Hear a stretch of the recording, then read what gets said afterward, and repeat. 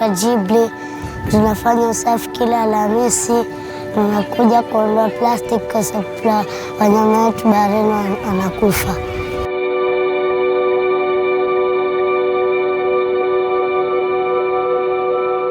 Our ocean sustain life. An abandoned ocean can feed 1 billion people healthy meal every day forever. But now they are being killed by throwaway plastics. Plastic is everywhere in our ocean, floating on the surface, mixing in the salt water, and sitting in the ocean bottom miles and miles deep. And once in the ocean, it never goes away.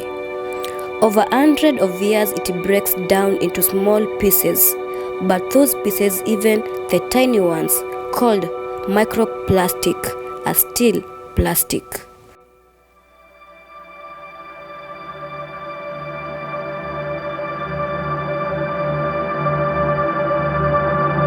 Kwa majina naitwa Athman Abdalla. Mimi ni mkaaji wa hapa Watamu. Nimezaliwa hapa Watamu.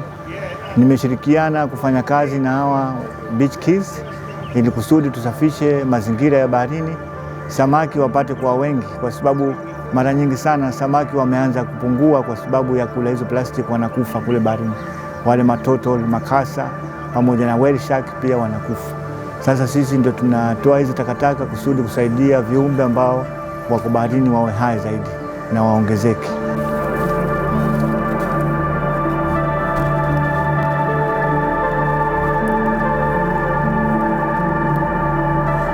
Sisi tunashirikiana na walimu wa madrasa hata school ili kusudi kuleta watoto baharini, ili kusudi kusafisha hizo bahari zing'are na utalii pia upate kusonga zaidi.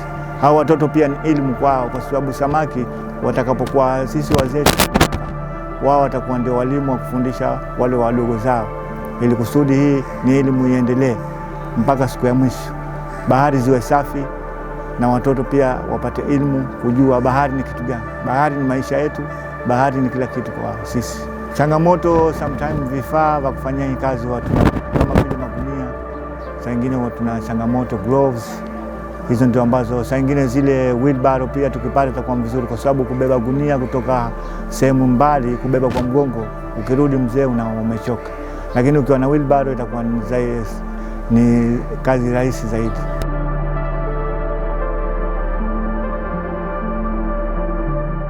Mimi naomba kwa ulimwengu mzima, sio Kenya peke yake, kwa ulimwengu wote ambao tunaenda nao kwa sasa hivi, ni watu wajitokeze, tusafishe hizo villages zetu ziwe clean, plus bahari zetu ziwe safi, utalii pia utaongezeka, utakuwa mwingi.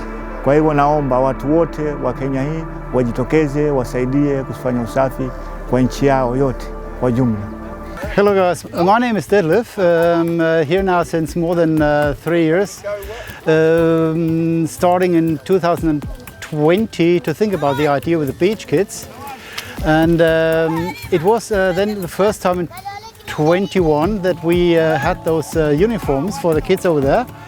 And we started from, I think it was in June 21, we first started to do the cleanings. First at the Watamu beach, Willie's restaurant, Hassan, this area. And then from time to time, depending on the tide, we went to the village. It's a job I started because I've seen the taka-taka on the beach. And it was, sometimes really difficult to enjoy swimming, because you swam and then you suddenly had all the plastic bags around your neck.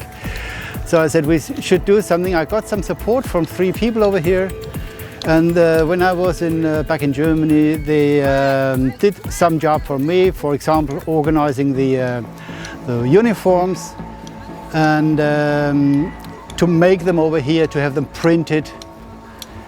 Yeah, that's how it lives now. Up to now, I get some support. Not only from my account, but I get some support from my friends. They have been here, some of them. Others, they gave some donations, some small amounts, small and big amounts, by the way. And so we can run this for drink afterwards, soda or water. From time to time, we can get some SEMA So that means the kids, they are not paid for that, but they get their drink after work. I think it's not too much. It could be done a bit more, but unfortunately the funds are not enough.